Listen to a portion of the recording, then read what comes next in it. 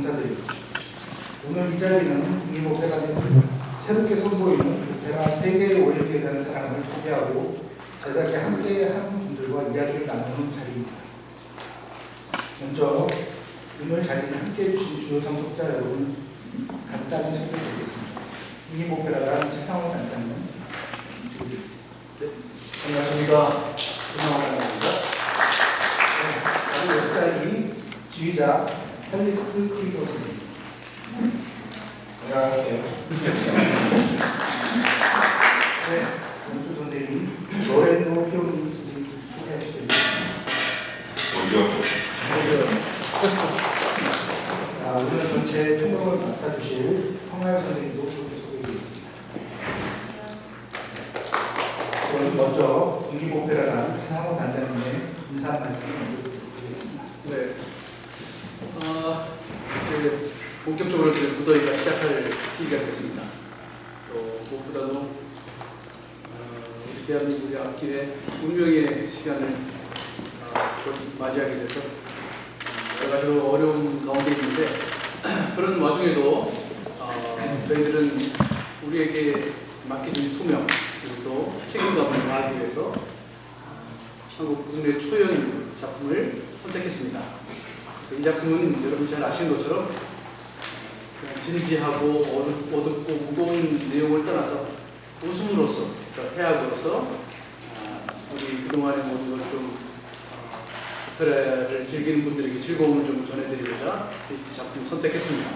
21세기의 오페라를 지속적으로 저희들이 선보이면서 세계 어깨를 나란히 할 수 있는 대한민국의 국민 오페라를 되기 위해서 이 작품을 저희들이 신중하게 선택했고 또 많은 준비를 했으니 여러분들께 많은 관심을 가져주시면 고맙겠습니다. 감사합니다.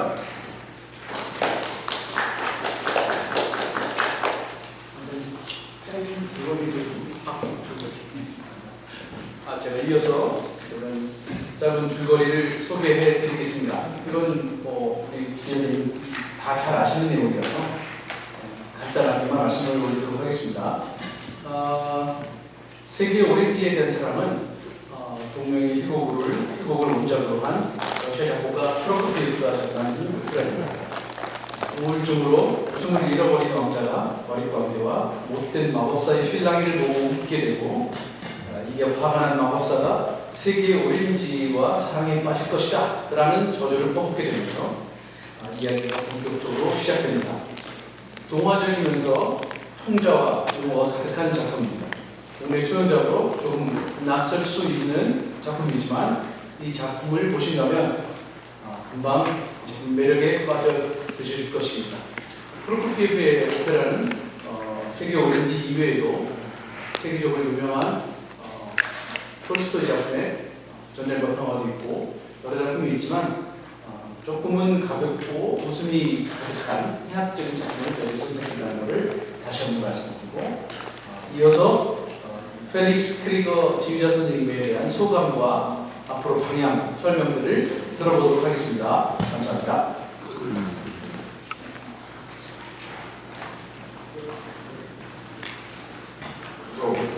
Tag allerseits. Ich freue mich sehr, wieder in Seoul an der Korean National Opera zurück zu sein und fühle mich sehr geehrt, in diesem Jahr die koreanische Erstaufführung von Prokofievs L'amour d'Orange zu dirigieren, einer der wichtigsten Werke des Musiktheaters des 20. Jahrhunderts. 안녕하세요. 서울에 다시 돌아와서 여기 오페라 극장에 다시 오게 돼서 정말 반갑습니다. 무엇보다도 세계 오렌지에 대한 사랑, 이 처음 시험되는 게 여기에서 지휘를 맡게 돼서 정말 영광입니다.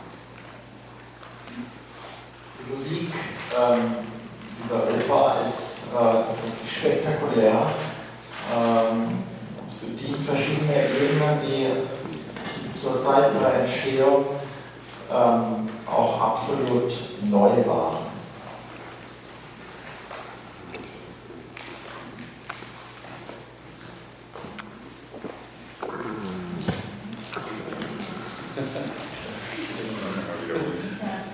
약간 거치도 verschiedene Ebenen in diesem Stück, auch kompositorisch, die zur Zeit ihrer Entstehung eine ganz eigene Musiksprache haben.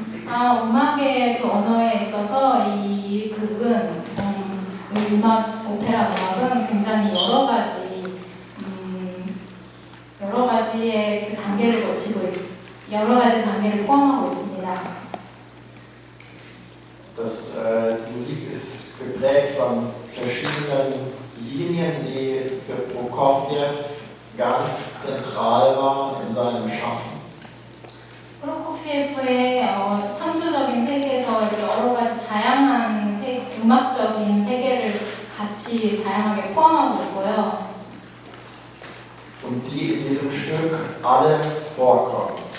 그것들이 이 극에 다 포함되어 있고 보여줄 수 있습니다. Das ist erstens die klassizistische Linie. Da Beethoven war ein Idol seiner Kindheit, er hat das sehr viel gehört, weil seine Mutter immer Beethoven gespielt hat. 그 중에 첫 번째는 그 전통적인 음악에 관한 건데요. 프로코피에프가 자라면서 어머니가 항상 베토벤을 그 음악을 연주하셨기 때문에 그것들을 듣고 자랐습니다. Das hat ihn sehr geprägt, gerade was das formale Bewusstsein auch angeht. 그것이 그에게 굉장히 영향을 많이 주었고 그리고 그의 이제 자라면서 의식에도 많은 영향을 주었습니다. Dann gibt es die zweite sehr wichtige Linie in seinem Schaffen, das ist die modernistische, in der er eine eigene Harmonik entwickelt, die zum Teil tatsächlich von französischen Impressionismus geprägt ist, aber doch eben auch auf alte russische Tradition zurückgeht.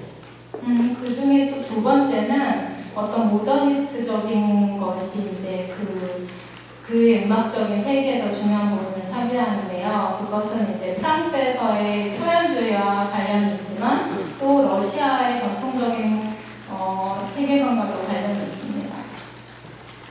Dann gibt es die dritte wichtige Linie, und das ist die motorische Linie. Da war der Auslöser, um das zu entwickeln, tatsächlich, sagt er selbst, die Toccata von Schumann. 그리고 나서 세 번째로 중요한 거는 어떤 그것들을 다 표현하는 방법에 있어서 슈만의 토카타입니다. Dann gibt es die vierte wesentliche Linie, das ist die lyrische. Auch das hören wir immer wieder in diesem Stück, die lyrischen Elemente, die sehr wichtig sind in seiner Komposition. 그 중에서 네 번째로 또 중요한 거는 어떤 시적인 부분인데요. 그것들이 합쳐져서 그의 작품에 굉장히 큰 영향을 미칩니다. Dann gibt es die letzte, die fünfte Linie, die er selbst allerdings als die unwichtigste bezeichnet. Es ist aber die, über die am meisten gesprochen wird, nämlich die Groteske, wobei er selbst dieses Wort ablehnt. 마지막이 있는데요. 그건 그분이 프로코피에프가 가장 중요하지 않다고 하는 부분인데 중요하다고 많이 해석이 되는 부분인데요. 그것은 이제 그로테스크한 부분입니다. Das möchte er, dass man das eigentlich nicht sagt, grotesk über seine Musik, sondern er selbst, und das ist ganz wesentlich, sagt, er bevorzugt den Ausdruck scherzhaft.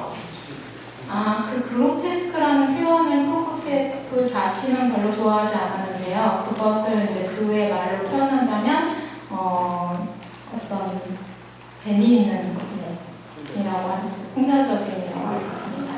Und sagt, dass diese scherzhafte Linie, so nenne ich sie jetzt, eher einfach als Abweichung von den vier wesentlichen Linien seiner kompositorischen Art zu sehen ist. Und zwar in Abschattierung von Heiterkeit bis zum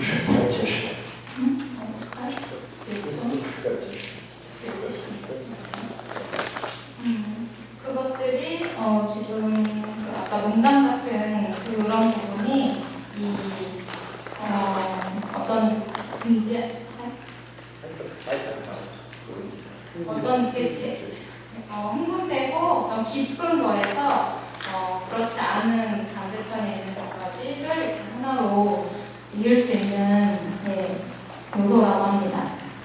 Dafür steht Ihnen jetzt in den 3 Orangen ein riesiges Orchester zur Verfügung. Darauf freue ich mich natürlich sehr.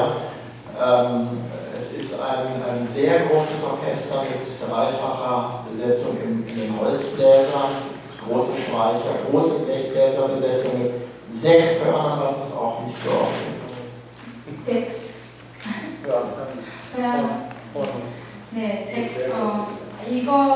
이거를 이제 아주 큰 오케스트라로 이번에 보여지게 되는데요. 6개의 혼이랑 다른 많은 오케스트라의 부분이 참여하게 됩니다. Benutzt dieses große Instrumentarium dazu, um eine unglaubliche Vielfalt an Farben und an instrumentatorischen Verbindungen zu schaffen, die immer dazu dienen, letztendlich den Text zu unterstreichen. 이 많은 여러 개의 악기들과 이 구성들로 인해서 그 내용들을 다 함께 아우를 수 있도록 그렇게 만들어졌습니다. Er benutzt auch in dieser Musik Elemente, die zum Teil auch an die Zirkus- oder Kabarettmusik dieser Zeit anknüpfen und wirklich voller Energie sprühen und Heiterkeit und für viel Amüsement sorgen werden. 그래서 이 음악은 사실 카니발이나 어떤 고개사들의 음악과도 같이 연결이 되어 있는데요. 그래서 많은 웃음과 기쁨 이런 것들과 관련이 있습니다. Insofern kann ich alle nur herzlich dazu einladen, diese wirklich fantastische Musik, mitreißende Musik, mit einer tollen Besetzung, einem wunderbaren Regisseur mitzuerleben. 그래서 그런 이유 때문에 더욱이 이 너무 멋진 이 오페라에 초대를 하고요. 특히 이것들을 좀 더 잘 해석해 주신 연출가님의 이런 것들과 합해서 멋진 오페라극이 될 것 같습니다. 소개합니다. 감사합니다.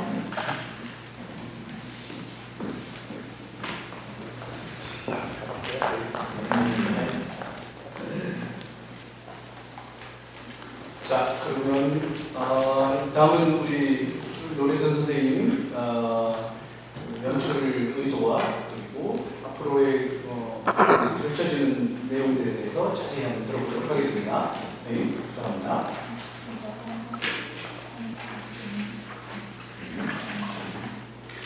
So, ich darf Sie von meiner Seite auch begrüßen und Ihnen sagen, dass ich das erste Mal in Ihrem Land bin und von Seoul sehr beeindruckt bin von dem, was ich schon gesehen habe, von der schönen Stadt Seoul und auch von der engagierten und professionellen Arbeit von den Proben, die jetzt gerade vor einer Woche angefangen haben, was ich sehr, sehr angenehm und toll finde. 네, 저도 소개를 드리자면 여기 와서 서울에 처음 와서 서울에 굉장히 많은 이런 장면이나 서울의 풍경에 영향을 받고 감명을 받았고요. 특히 같이 일하시는 분들이 굉장히 열심히 일하시고 또 잘 해주시는 거에 지금 일주일 동안 연습을 진행하고 있는데 그것들이 너무 좋습니다. Und ich kann mich dem, was Felix gesagt hat, kann ich mich anschließen. Abgesehen davon, dass es stimmt, dass diese Oper von Prokofjew für das Musiktheater historisch ein sehr wichtiges Werk ist, kann ich dazu auch sagen, dass auf jeden Fall das auch einfach sehr entertaining, ein sehr unterhaltsames Werk ist, wo es Komik gibt und das Wort Groteske darf ich nicht verwenden. Für mich ist das Wort Grotesk positiv, aber es ist ein wirklich sehr unterhaltsames Stück. 네, 연출가님이 설명해 주신 걸 좀 받아서 얘기하면요. 이거는 이 극은 역사적으로도 굉장히 의미 있는 극이지만 그거 자체로 그냥 엔터테이너적인 요소가 굉장히 많습니다. 우선 코믹하고 그로테스코라는 말은 제가 쓰면 안 되지만 저는 그 말을 사실 굉장히 긍정적으로 생각하고 있고요. 이 극은 굉장히 많은 재미있는 요소들을 포함하고 있습니다. Und was die Wichtigkeit dieses Stückes historisch betrifft, kann ich vielleicht sagen, also das Stück wurde konzipiert 1917 und uraufgeführt 1921 in Amerika, schon in französischer Sprache. Prokofjew ist 1917, Prokofjew ist übrigens geboren in der heutigen Ukraine und ist 1917 aufgrund der russischen Revolution ist er emigriert in die USA und hat dort dann dieses Stück geschrieben und die Uraufführung war auch schon auf Französisch, so wie wir es hier spielen. 이 극에 대해서 역사적인 배경을 조금 설명해 드리자면요. 1917년에 이거는 처음 쓰여졌는데 1921년에 이제 미국에서 프랑스어로 보여지게 됩니다. 프로코피에프는 우크라이나에서 태어났고요. 러시아 혁명 때문에 1917년에 이제 미국으로 오게 됩니다. 거기서 이제 이 극을 이제 쓰면서 어쨌든 첫 번째 오페라곡은 프랑스어로 초연되게 되었습니다. Und ich denke, dass die Erfahrung für dieses Stück des Komponisten der Katastrophe des Ersten Weltkrieges sehr wichtig ist, wo man die totale Zerstörung in Europa, und nicht nur in Europa, sondern in der Welt, hat in der Kunst eine große Umwälzung gepusht und bekräftigt, indem man in Bezug auf die Oper, wo die Oper sehr geprägt war von dem, ich würde sagen, von dem Pathos von Wagner und Romantik und vom italienischen Melodrama Puccini, wo man etwas Neues gesucht hat. 네, 이거는 잠깐만요. 이 작곡가는 당시에 사실 세계대전에 굉장히 영향을 많이 받았는데요.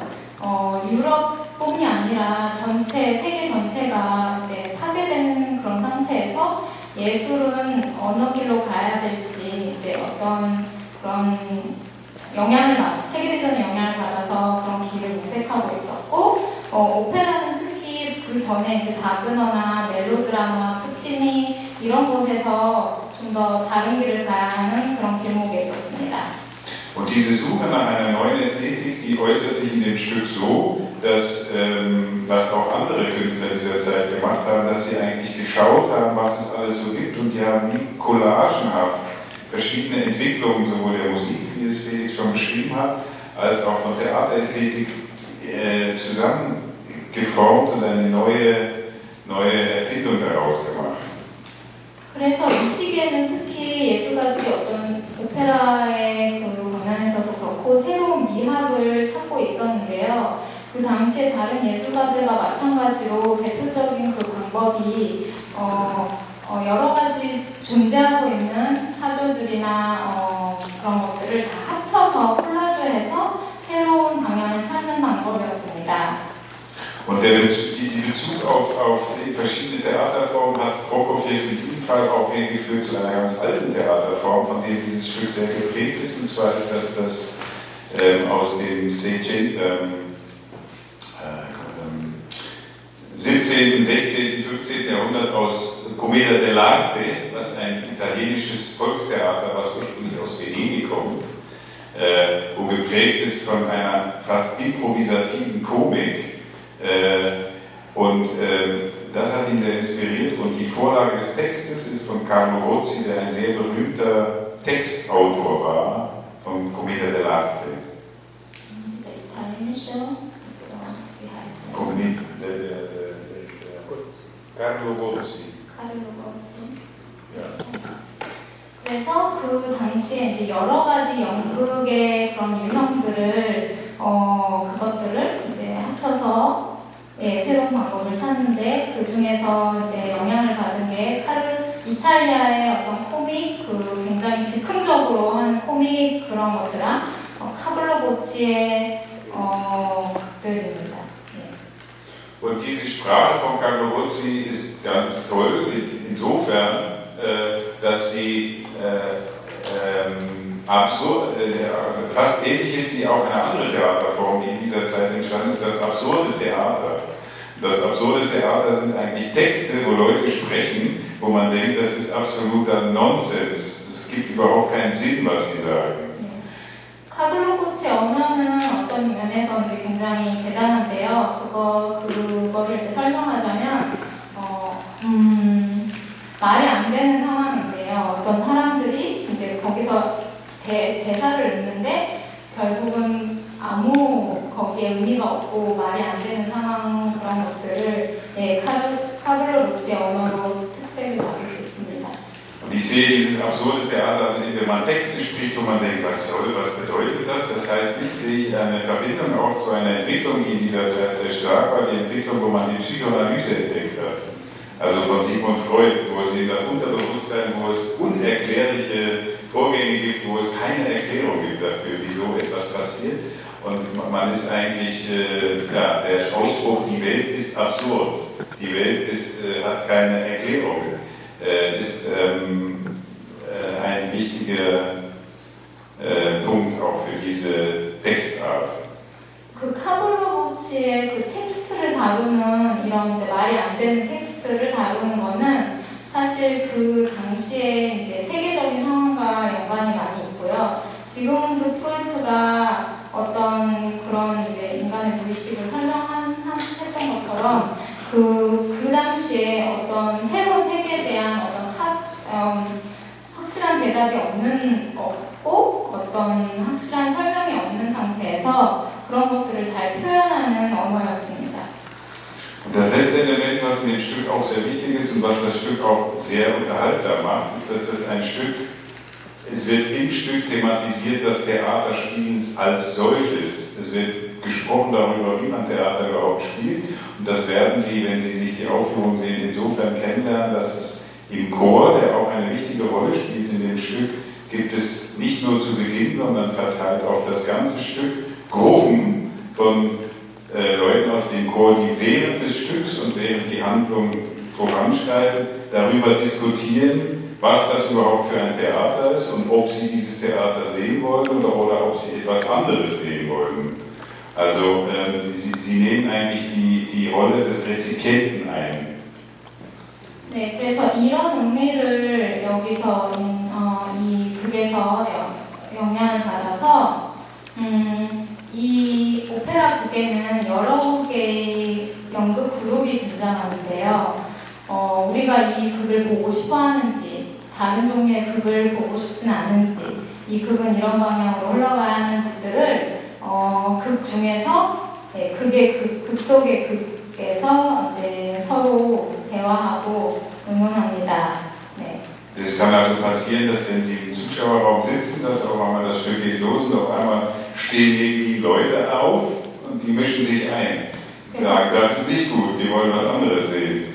Und das ist, also so inszenieren wir das, dass also das Spektakel nicht nur auf der Bühne ist, sondern auch im Zuschauerraum. 그래서 이게 어떻게 연출이 되냐면요. 청중하고 같이 이 그룹들이 같이 앉아서 중간에 일어나서 이런 걸 보고 싶진 않아. 나는 다른 걸 보고 싶어. 하고 서로 싸우기도 하고 그렇게 굉장히 스펙타클한 장면이 연출됩니다. Und dann kann ich vielleicht noch sagen als letztes, was sie sowohl, weil das ja eben eine Collage ist aus verschiedenen Epochen und Stilen, dass wir ästhetisch sowohl vom Bühnenbild als auch vom Kostüm her wirklich vermischte Epochen haben. Es gibt Kostüme, die ganz inspiriert sind von der Commedia dell'arte, die auch eben sehr, sehr komische Kostüme sind.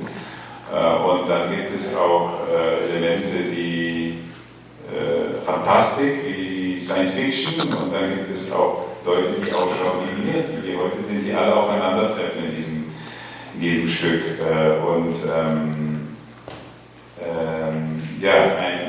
Ein aufregendes, wie sagt man, Pasticcio, eine Mischung, ja, die sicher eine große, oder so hoffen wir, eine große optische Sinnlichkeit und Farbigkeit hat, die dem Farbigkeit der Musik und der wilden Szene sicher angemessen ist, wie wir hoffen. 그래서 여기에는 이제 여러 가지 색이나 이런 것들이 다 콜라주가 되는데요. 로릴로 라떼의 아주 그 웃기는 의상에서 영향을 받은 그런 의상들과 어떻게 보면 사이언스 픽션에서 나올 것 같은 의상들 이런 것들이 모두 콜라주가 되어서 굉장히 흥분되고 재미있는 그런 장면들이 연출됩니다. Genau, und als letzter Satz, finde ich ganz lustig, es gibt also jetzt schon bei den Proben schon eine Woche und es gibt eigentlich keine Probe, wo nicht wir in Lachen ausbrechen, während wir es machen, weil es einfach lustig ist. Ne? Also wir sitzen da und dieses Ensemble und Kolleginnen und Kollegen aus dem Chor, es gibt immer wieder Gelächter. Und da es in dem Stück darum geht, was wäre das Leben ohne Lachen, weil nämlich der Prinz nicht lachen kann, lehrt einem das Stück vielleicht, wie man lachen kann. 네, 저희 연습 장면이 항상 어떤 웃음이 터지기 일쑤고 속닥거리면서 저희가 이제 연습하는 내내 배우나 지켜보는 스태프들이나 웃음이 터지기 일쑤인데요. 이것이 어떻게 보면은 저희 극을 설명할 수 있는 가장 좋은 방법일 수도 있습니다. 왕자가 웃음을 찾기 위해서 이루어지는 일인데요. 웃음이 없으면 과연 어떤 의미가 있을까? 예, 그렇게 말해볼 수도 있겠습니다. 감사합니다. 선생님의 메시지를 듣는 것 같습니다. 그러면 바로 이어서 저희 공연을 살짝 보여드리자면 좀 더 이해가 빠르실 것 같아서 저는 하이라이트 부분을 연주를 준비해 보았습니다. 첫 번째 무대는 레앙드레 역의 바리톤 팀원, 클라리사 공주역의 클라리스 터커가 하는 예정입니다. 레앙드레와 클라리사 공주는 왕자의 병약함을 푼다 왕을 노리는 무대이죠. 정치 권력을 풍부한 노래라고 볼 수 있죠. 바리톤 팀원과 메조소프라노 클라리스 터커의 두 분의 홍콩기에 내 모든 욕망은 이루어지지 않았다를 되시겠습니다. 피아니스트 정인선 선생님이 같이 함께 해주시겠습니다.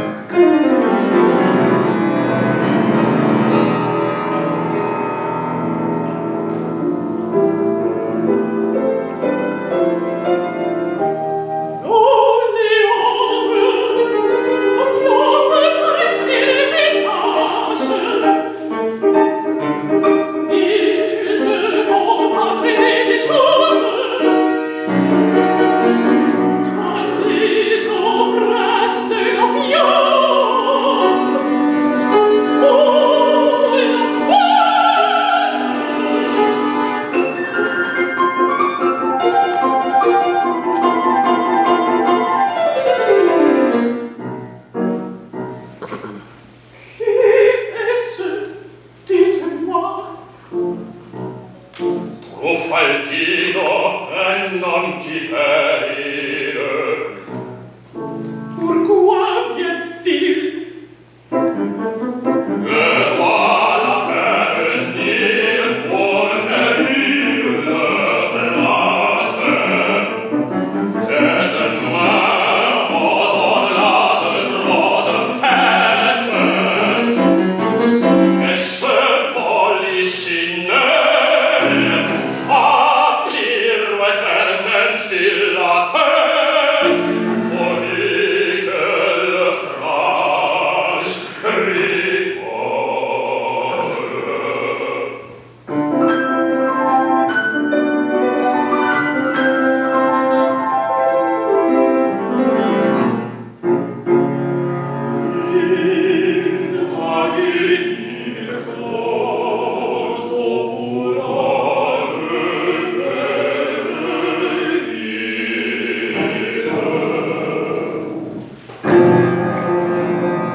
Ce film bouffon est drôle, c'est vrai.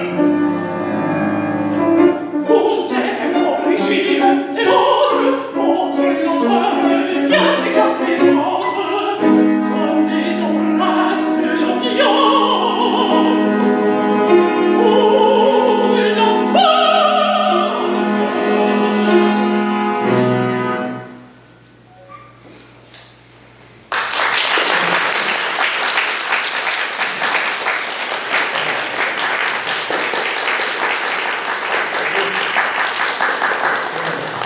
이어서 이막 장면. 필리파디노와 왕자가 함께 연회하면서 충돌하는 장면에서 나오는 음악으로 유머와 순서가 녹아있는 부분입니다. 활달한 하인, 유명한 왕자의 대부가 필리피, 왕자 역의 테너 김영훈과 프로팔디노 역의 강호도님이 어텐시옹 세로, 잘 봐, 이거 멋져 라는 부분을 감상을 듣도록 하겠습니다.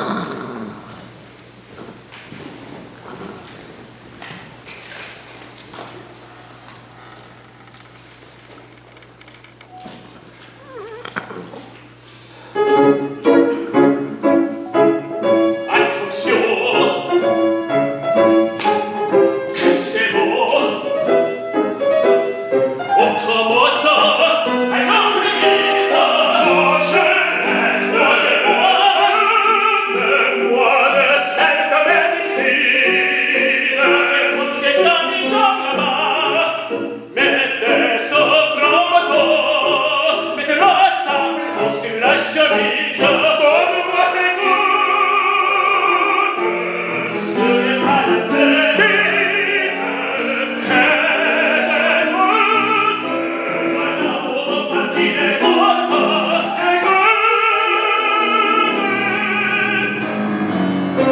Voilà, battez le cage, canaille, envoyez, rigoler. Voilà, et puis, en route.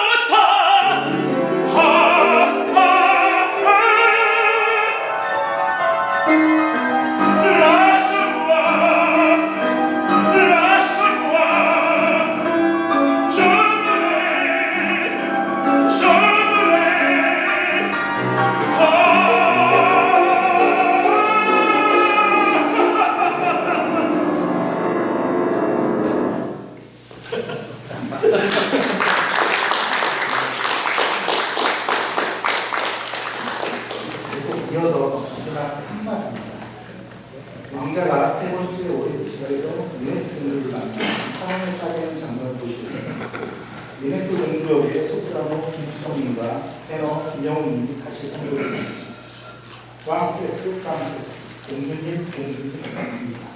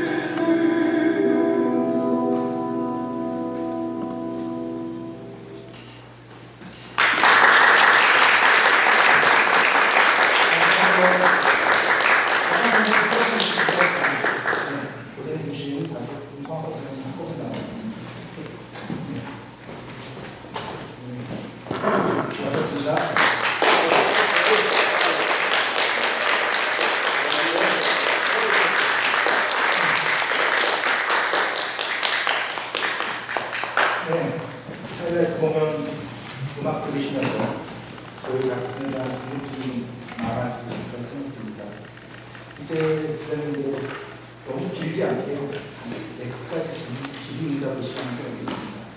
작품이나 무대, 연출, 캐스팅에 대해 궁금하신 분들은 자유롭게 질문하여 주시기 바랍니다. 손으로 말씀 주시고요.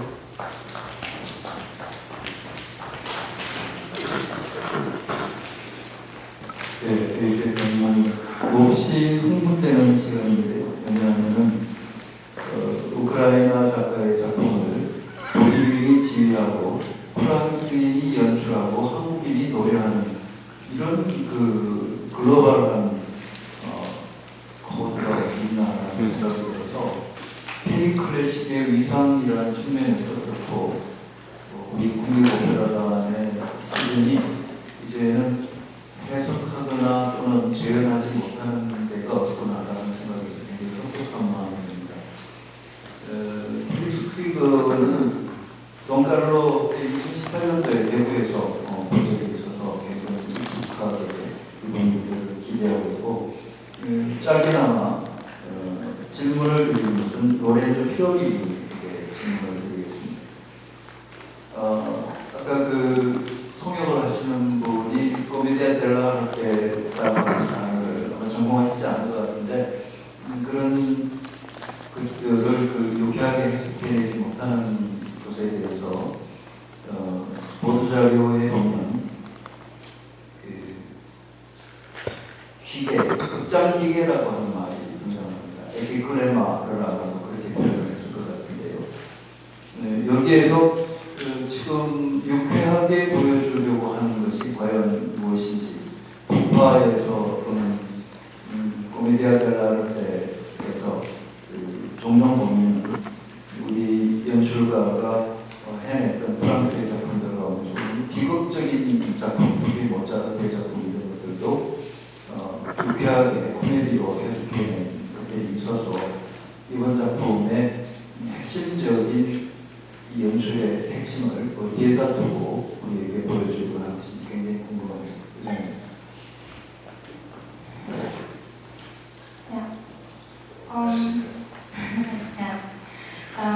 Er ist erstmal ganz aufgeregt, weil die Ukraine der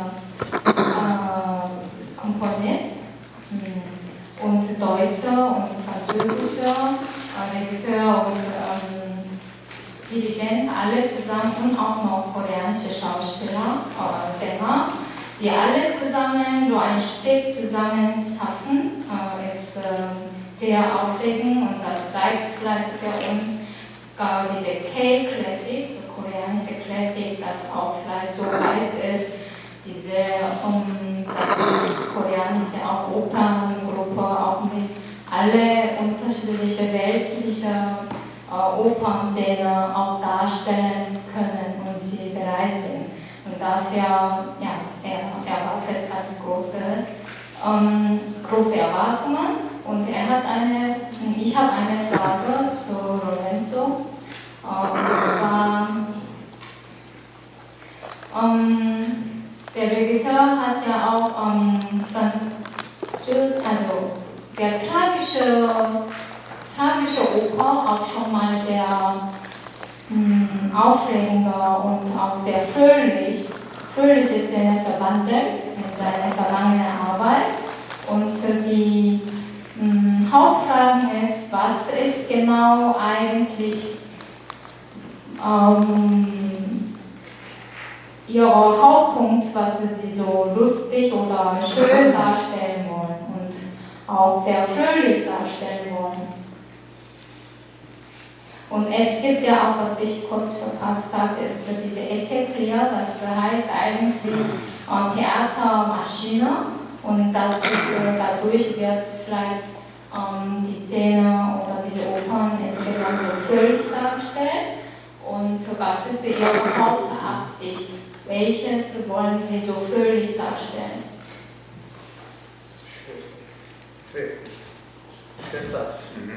Genau.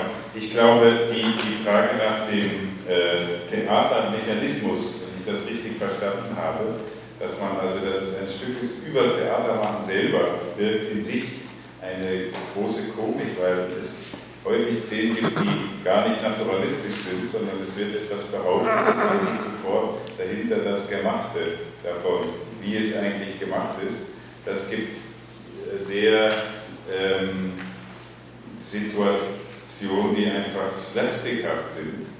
Und wenn der Kollege mich gefragt hat nach meinen sonstigen Arbeiten, wo ich in sehr tragische Werke auch die Fröhlichkeit sehe, finde ich das immer ein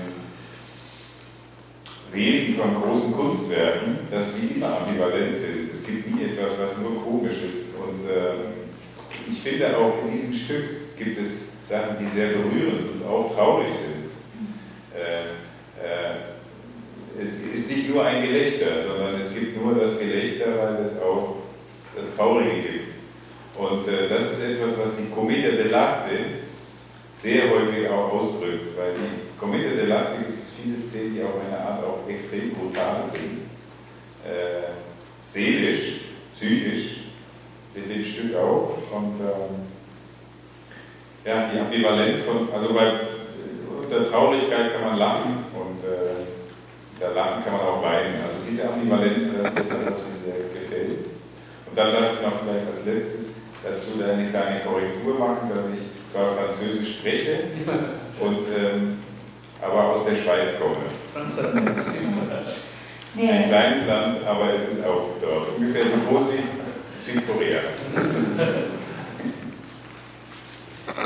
우선 연극 자체가 사실은 코믹하다고 생각을 합니다. 연극은 어떻게 보면 굉장히 자연스럽지 않고 뒤에서 그것들을 다 만들어낸 게 보이기 때문에 그거를 코믹하다고 생각하고요.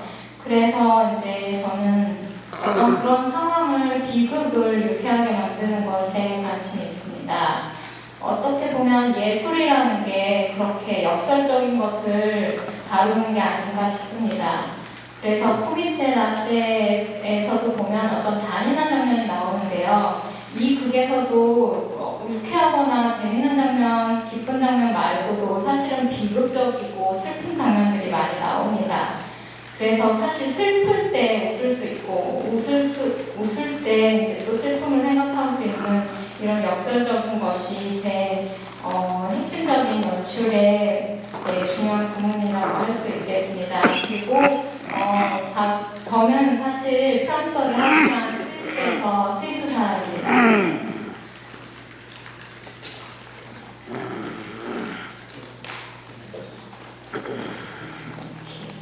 다른 질문 있으시면.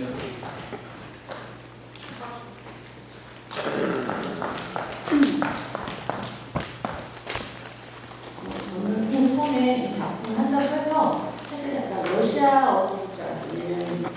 물론 이 청소년 자체는 미국에서 이제 프랑스어를 했지만 원래 러시아어로 대부분 써놓고 러시아어가 미국이 어렵기 때문에 다시 사업도 너무 많아서 프랑스어로 붙인 거잖아요.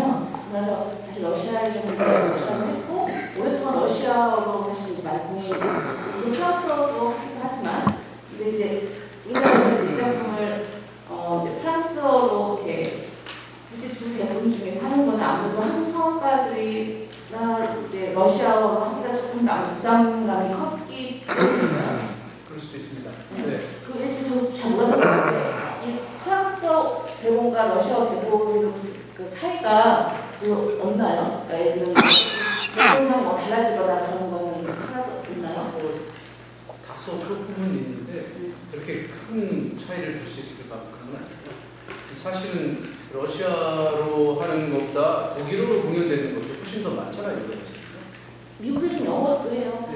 네. 그러니까 처음에는 근데 아무튼 그래서 그런 면에서 있을 때 러시아어로 꼭 굳이 해야 할 이유가 있나라는 생각도 제가 들고 또 초연한 작품 표현할 때 썼던 프랑스어 때문에 그런 의미로 저희는 아까 지적하신 대로 한국 성악가들이 아무래도 러시아어에 대한 부담감도 있고 그런 면에서 여러 가지 생각을 했습니다.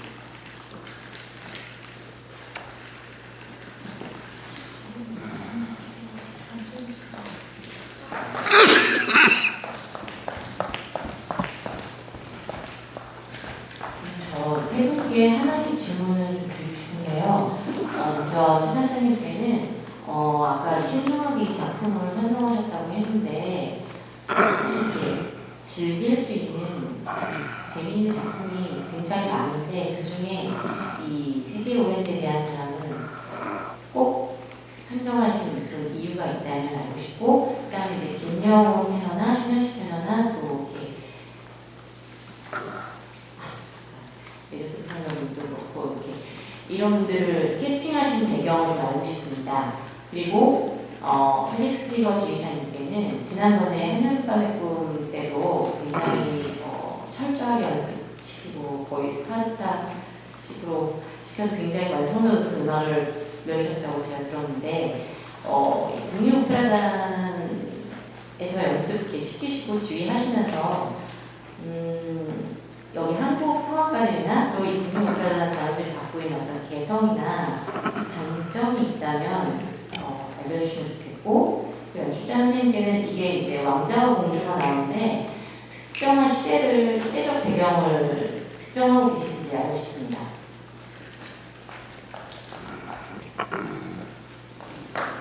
먼저 제가 할까요? 네.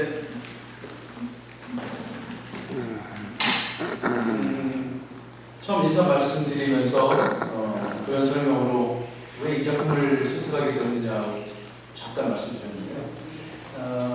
사실 제가 단장으로 부임하면서 가장 하고 싶었던 것이 21세기 오페라를 우리 대한민국에도 공연을 하고 또 많은 그곳에 관심이 있는 분들에게 니즈를 결핍을 충족시켜주고 싶은 생각이 많았습니다. 그래서 어느 순간에는 우리도 소위 말하는 유럽이나 미국의 유수의 오페라단만큼 수준 높은 작품을 그래도 언제든지 할 수 있는 그런 오페라단이 되고 싶었고, 짧은 기간에 그것을 완성하기 위해서는 제게도 선택하는데 문제가 좀 있긴 했었죠. 문제라기보다 여러 가지 다양한 때폭, 다양한 시대적인 것이라든지 또는 언어를 좀 선발해서 하려고 노력을 했고, 그래서 처음에는 물론 이제 러시아 말도 제가 고민을 했습니다. 왜냐하면 러시아로 되는 오페라를 했으면 좋겠는데, 그래서 선택을 편안하게 세계 오리엔트를 했는데, 이제 아까 장 기자님 여쭤보신 내용처럼 그 텍스트에 대한 고민, 거기에 대한 부담감 때문에 프랑스어로 좀 하게 된 거고요. 그래서 아무튼 이 작품을 선택하게 된 경우는 이제 말씀드린 것처럼 우리도 21세기 오페라를 조금 편안하게 접할 수 있는 기회가 됐으면 좋겠다. 여러 작품을 그런 의미였고, 그 다음에 우리 멋진 테너하고 카이스토커 선생님하고 두 분은 이제 외부에서 오셨습니다. 나머지 분들은 자체 내에 있는 솔리스트 시스템 안에 있는 솔리스트입니다. 그래서 물론 우리 한국의 솔리스트들도 충분히 경쟁력이 있고 좋은 작품을 주연을 할 수 있는 사람들이 많이 있지만 또 경우에 따라서는 협업하는 일이 좀 필요하고 세계에 오픈할 수 있는 우리들의 시장을 좀 알릴 필요가 있고, 또 하나는 도이츠오퍼 베를린이라는 베를린에 있는 서쪽 오페라단이 있습니다. 그 하우스와 저희가 여러 가지 면에서 잦은 협업도 있고, 특히 교육적인 면에서 서로 주고받고 있는 그런 일들이 많습니다. 그 중에 하나의 일환으로 카이스토커 선생이 그쪽으로 오게 됐고, 우리는 이제 젊은 남자 베이스 하나가 지금 이제 곧 베를린으로 떠납니다. 그들은 이제 우리 오페라 스튜디오 출신이고요. 스튜디오 교육을 통해서 글씨를 맺은 거라고 저는 생각합니다. 그래서 벌써 2년째 하고 있고, 작년에도 좋은 성악가들이나 그다음에 언어 딕션 코치라든지 피아니스트라든지 이런 분들이 독일에서 만나서 저희 함께 협업을 했습니다. 그렇게 된 거고, 김용우 씨는 제가 개인적으로 굉장히 좋아하는 테너고, 또 저희들이 그 오디션이나 이런 프로그램도 많이 했는데 그런 상황으로는 좀 어려웠지만 저분이 어떻게 노래를 하고 어떤 활동을 하고 있는 것을 저희 잘 알고 있기 때문에 이 역할에 가장 적합한 사람이 아닐까라고 생각해서 아주 깊은 생각 없이 과감하게 선택을 했습니다. 그래서 제가 볼 때도 이 선택이 분명히 잘못되지 않고 큰 열매를 맺을 거라고 저는 확신하고 있습니다. 감사합니다. Eine Frage an Dirigent. Sie sind uns bekannt davon, dass Sie im letzten Stück Tumor und Traum sehr, sehr perfektionistisch und spartaartig vielleicht auch so mit Team so geübt haben und die perfekte Opernmusik gezeigt haben. Und von daher habe ich eine Frage. Die Nationaloper Korea, diese auch koreanische Sänger, welche vielleicht Positivität haben und Stärke oder Besonderheit haben, was Sie davon halten? Ja, können Sie vielleicht davon etwas erzählen? Ja, also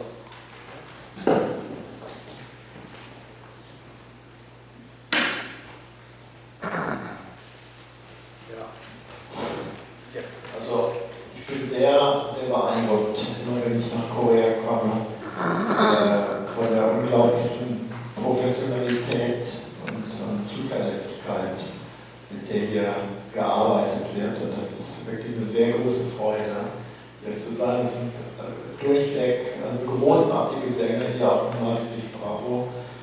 Und es macht riesen Spaß. Es ist sehr beeindruckend zu sehen, wie in Korea gearbeitet wird, auch mit welcher Schnelligkeit gearbeitet wird, wie schnell Sachen umgesetzt und realisiert werden können. Und da glaube ich, können wir inzwischen in Europa einiges von lernen. 네, 그거에 대해서 답을 하자면요. 예, 우선 한국에서 굉장히 인상적으로 매번 느끼는 거는 모든 관계자분과 여기서 일하시는 분들이 굉장히 전문적이고 제가 신뢰하고 있고 모두 책임감을 가지고 일을 하신다는 겁니다. 그래서 여기서 일을 할 때 제가 굉장히 즐겁고 기쁜 마음을 가지고 있습니다. 그리고 또한 여기서 어떤 모든 진행 과정이 굉장히 속도감 있고 빨리 진행이 되고 적용이 되는 것에 저는 유럽을 배워야 될 겁니다. 네. 여기 지금 예, 감독님도 그거에 대해서 얘기해보고 싶으시다고 합니다. Ja, ich wollte vielleicht noch ergänzen, sowohl Felix als auch ich arbeiten sehr viel in Deutschland, wo es ja ganz viele Theater gibt. Und Sie wissen bestimmt, dass an deutschen großen Opernhäusern und auch an kleinen Opernhäusern gibt es immer sehr, sehr viele koreanische Künstlerinnen und Künstler. Und auch dort ist das so, dass das Niveau meistens sehr, sehr hoch ist und wir immer wirklich sehr beeindruckt sind und von der Qualität von Stimmen und von Engagement. Und das ist nicht nur hier so, sondern das ist eben auch an den Orten in Europa so, wo wir diese Leute kennenlernen dürfen. 네, 저와 펠릭스는 독일에서도 많이 같이 이제 일을 하는데요. 네, 독일에도 아시다시피 아주 유명한 오페라 하우스랑 극장들이 있고 그곳에서도 한국 예술가들을 많이 만나볼 수 있습니다. 그들의 목소리나 아니면 일하는 방식에 있어서 굉장히 수준이 아주 높고 네, 그런 것들을 항상 체험하고 있습니다. Und noch eine Ergänzung. Ich habe vor ein paar Jahren einen großen, wichtigen Gesangswettbewerb in München mit dem Rundfunkorchester in München begleitet, mit französischem und italienischem Repertoire. Und im Finale waren fast nur koreanische Sängerinnen und Sänger. Ich glaube, das spricht schon für sich. 네, 또 몇 가지 에피소드를 한 가지 얘기해 드리면요. 몇 년 전에 미네네 오케스트라에서 어떤 피날레가 있었는데 거기서도 이제 한국인 성악가들만 피날레에 남게 돼서 그것이 아무래도 그런 이상을 얘기해 주는 게 아닐까 싶습니다.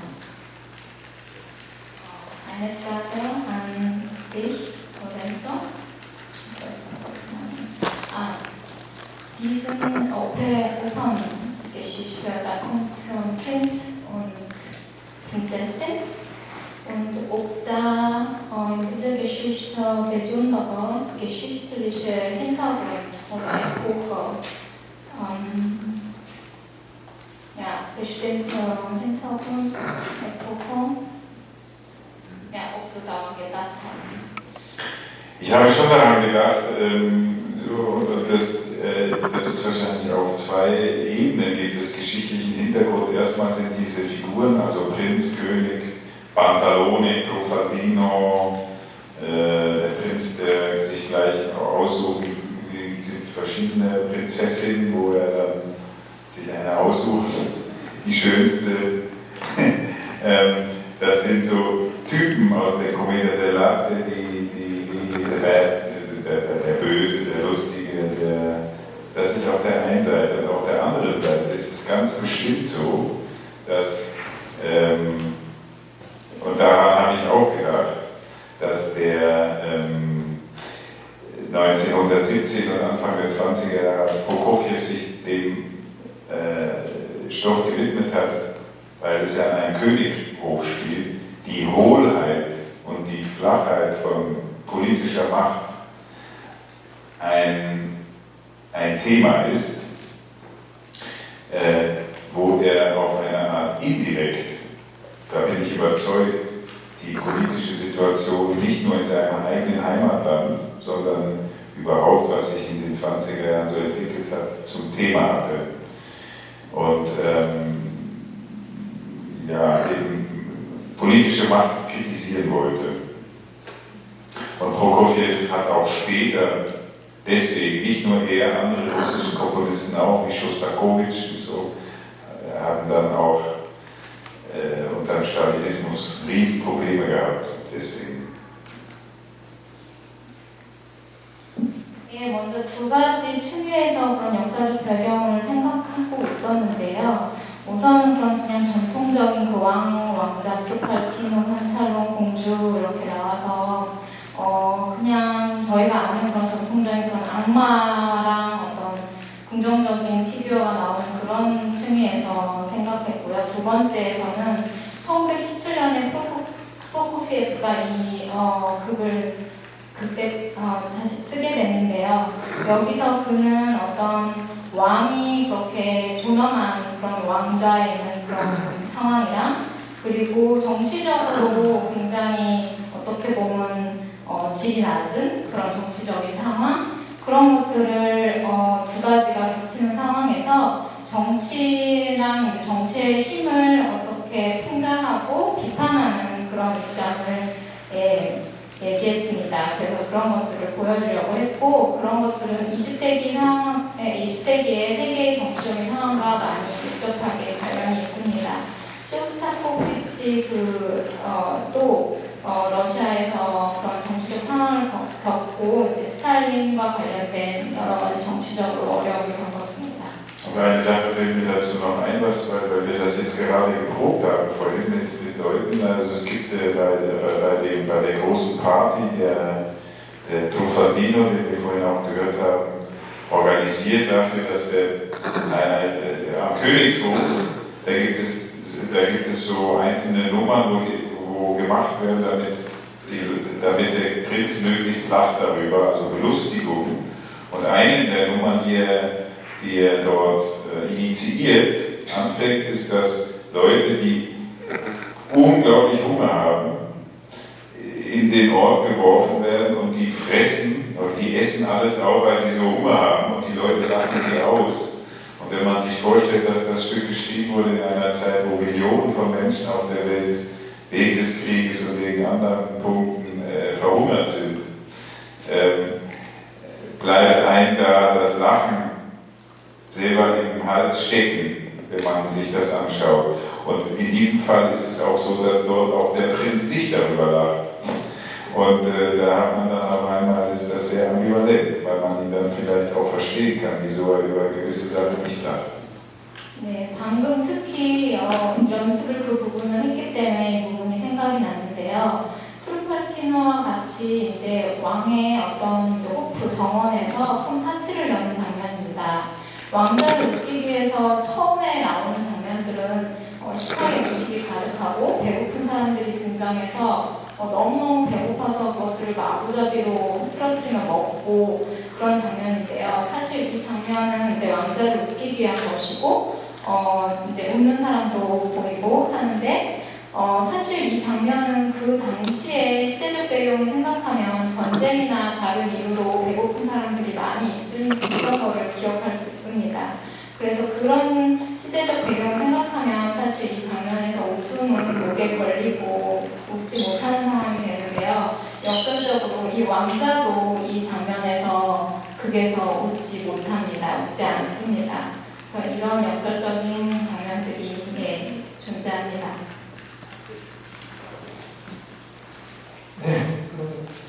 네, 추가 질문 하나만 받겠습니다.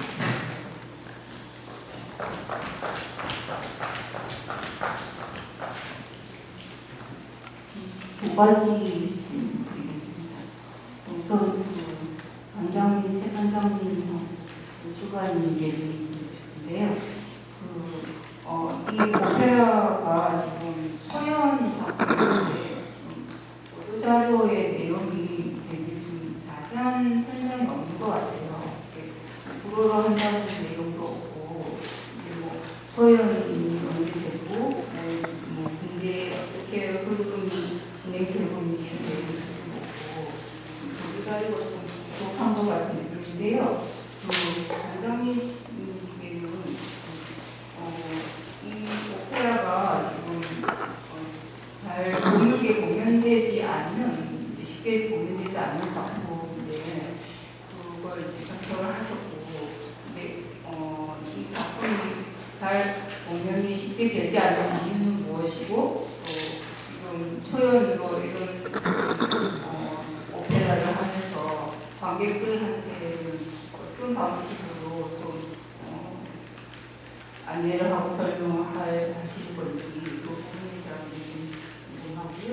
두 번째 여쭤가는 게는 지금 이 작품이 이제 여러 가지 패러디와 풍자로 되어 있는 특징이 있는데 한국적인 그 내용을 좀 추가하면서 한국의 거리를 말씀하셨는데 그냥 단순한 거리 외에 한국적인 그 분위기와 작품에 대한 내용을 추가하시면서 내시고서 이 작품이 어떻게 한국적인 것을 담고 있는지, 거리라는 부분에 외에 다른 내용이 뭐가 없는지 궁금합니다.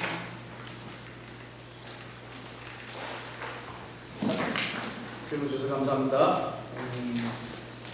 아까 이 작품을 선정한 이유에 대해서는 말씀을 드렸는데 조금 더 말씀드리면 아무래도 우리는 그동안 익숙해 있던 작품들로부터 탈피하고 우리가 공연하는 작품들의 레퍼토아를 좀 더 확장해서 많은 분들에게 다양한 음악들과 다양한 오페라를 선보이고자 하는 그런 의도였고요. 그리고 이 작품은 드물게 공연된다라고 말씀하셨는데 대한민국에서는 저희가 지금 전막을 공연하는 건 초연이고요. 약 한 5년 전에 그 대관령 축제에서 공연이 잠깐 됐다는 걸 알고 있습니다. 그때는 이제 풀 버전이었는지 그건 아니라고 저는 알고 있고, 그래서 저는 이번에 그 부분에 대해서는 아무튼 심혈을 기울여서 어떤 방법을 통해서 비교 위에 있도록 노력할 거고요. 또 하나는 대한민국에서는 이 공연이 처음이라고 하지만 유럽과 또 미국이나 이런 곳에서는 이미 선풍적인 인기를 얻었고, 또 특히 독일에 있는 많은 극장에서는, 큰 극장에서는 레퍼토아로 모두 하나 정도는 갖고 있는 이런 작품 중에 하나입니다. 제가 공부할 그 시기에도 이미 각 대학에서 대학 오페라 할 때도 이 작품을 한 적이 있었고요. 그리고 제가 구경하러 갔을 때 켈른 극장에서도 있었고, 아무튼 우리가 알고 있는 큰 극장에서는 이 작품을 굉장히 중요하게 여기고, 우리 전체 오페라 사회 안에서 빼놓으면 안 되는 너무너무 중요한 21세기 작품으로, 아니 21세기 작품으로서 지금 이거를 중요하게 여기고 있습니다. 그러면서 저희들은 선택하는 데 있어서는 충분히 고려를 많이 했다는 말씀을 더 드리고, 잘 여러분들에게 많이 알려지지 않는 것은 일단 작곡가가 그렇게 우리에게 친근하게 다가오는 작곡가는 아니지 않습니까? 예를 들어서 찰콥스키라든지 라흐마니노프라든지 이런 경우는 기악곡으로서 우리나라에 굉장히 많이 연주가 되고 있는데 프로코피에프 같은 경우는 피터 앤 월프 이런 경우가 있고 뭐 로미오 줄리엣 같은 그 발레 음악도 있고 한데 아무래도 피터하고 월프에 대해서는 저희들이 어린아이들에게 교육용으로 많이 공연이 됐습니다. 작년에도 KT 오케스트라에서 한 것도 제가 봤고 저도 심지어 제 아이를 가르칠 때 아기 때도 늘 틀어주면서 그 동물들의 형태에 대한 그 악기에 대한 특성에 대해서 제가 우리 아이들에게 가르쳤던 그런 기억도 있고 그래서 저에게는 개인적으로 프로코피에프가 굉장히 친근합니다만 아무튼 오페라의 관계에 대해서는 저희가 지금 처음 하는 것이라 뭐 접근하고 다가가는 데서는 한계가 있겠으나 모든 방법을 통해서 오늘도 제가 선화예고 고등학교에 가서 잠깐 마스터 클래스를 하고 왔는데 거기에서도 제가 이 작품에 대해 설명을 했고 어린 친구들도 굉장히 관심을 많이 갖게 되고 우리 기성세대는 그동안 많은 작품에 의해서 익숙해져 있던 것들에 대한 비교를 하려는 그런 습성이 있지 않습니까? 내가 아는 작품들과 비교했을 때 이게 너무 어렵다든지 그런 거에 비해서 젊은 아이들은 그런 거 없이 선입견은 없이 있는 대로 받아들이는 그런 경우를 많이 봐서 저는 오늘도 선화예고 그다음 지난주에는 제가 이화여대에 가서도 강의도 하고 작품에 대해서 여러 가지 면에서 홍보 활동을 하려고 노력하고 있습니다. 다른 것보다도 우리 기자 선생님께서 많이 좀 홍보를 해주시면 더욱 날개를 달고 우리가 더 많이 알려지지 않을까 그런 기대를 하고 있습니다. 감사합니다.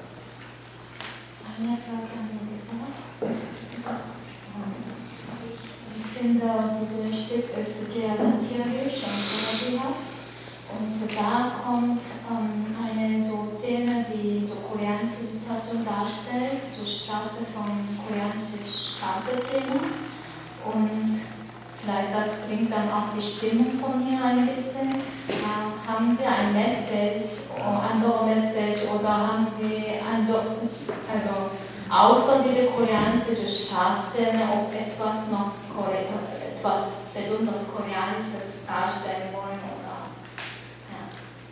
Ja, ich sehe jetzt gerade, dass es hier Ausschnitte aus dem Bühnenentwurf gibt. Genau. Dieses hat folgende Bewandtnis, dass es eine Art, auch ein Teil dieses Stückes ist wie ein Road-Movie, dass nämlich der Prinz, nachdem er bei dem Fest wird er verurteilt von einer bösen Zauberin, dass er sich in die berühmten drei Orangen verliebt. Und die sind ganz weit weg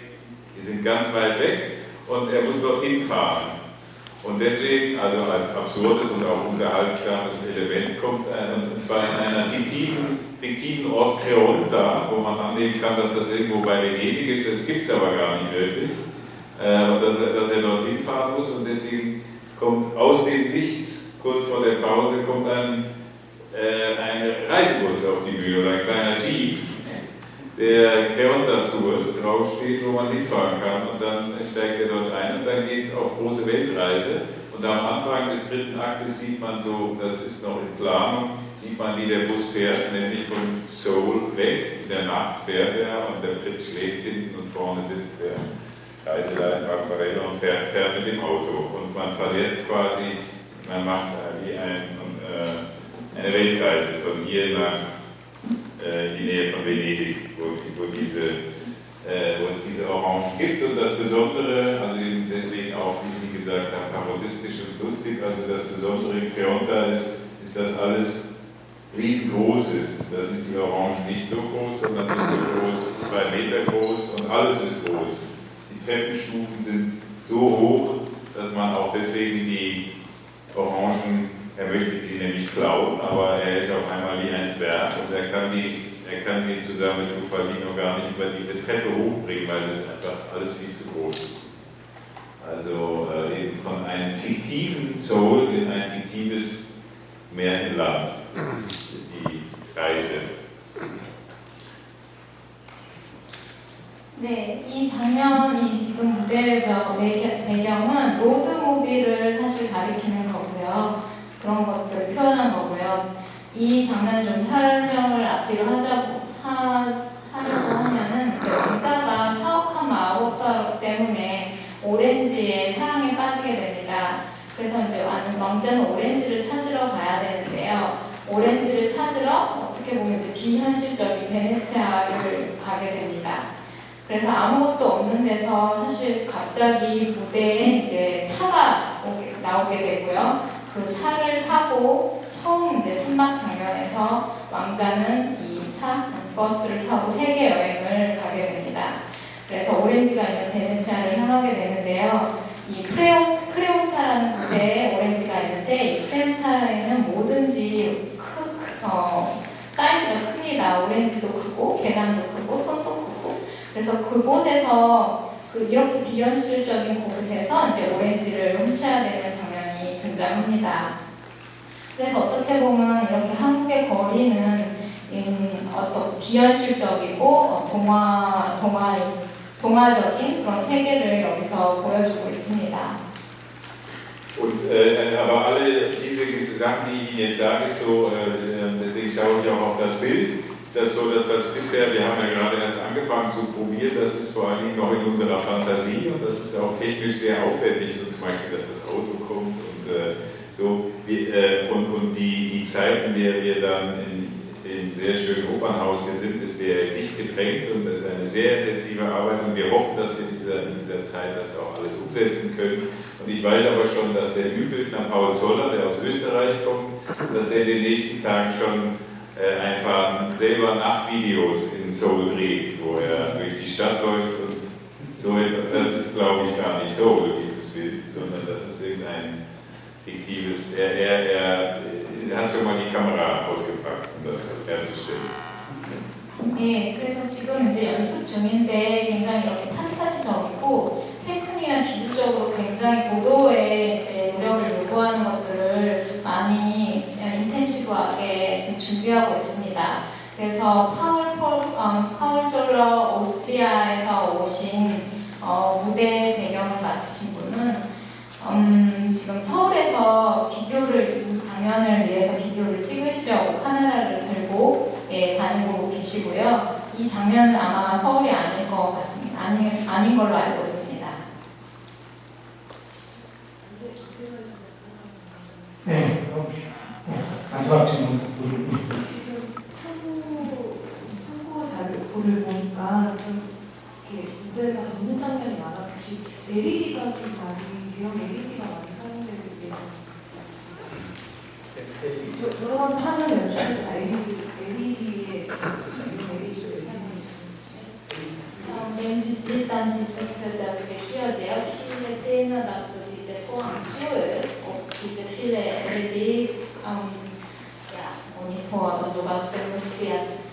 Also technisch gemacht ist das so, dass da eine Projektionsfläche, davor ist ein reales Auto, so wie man das in den 60er Jahren, als es noch keine Greenscreen gab, wie man das macht, davor ist das reale Auto, dahinter ist eine Projektionsfläche und dann wird dieses Video, was der Bühnenbildner drehen wird projiziert mit sehr gutem Beamer. Ich glaube von Rückprojektion oder Rückprojektion.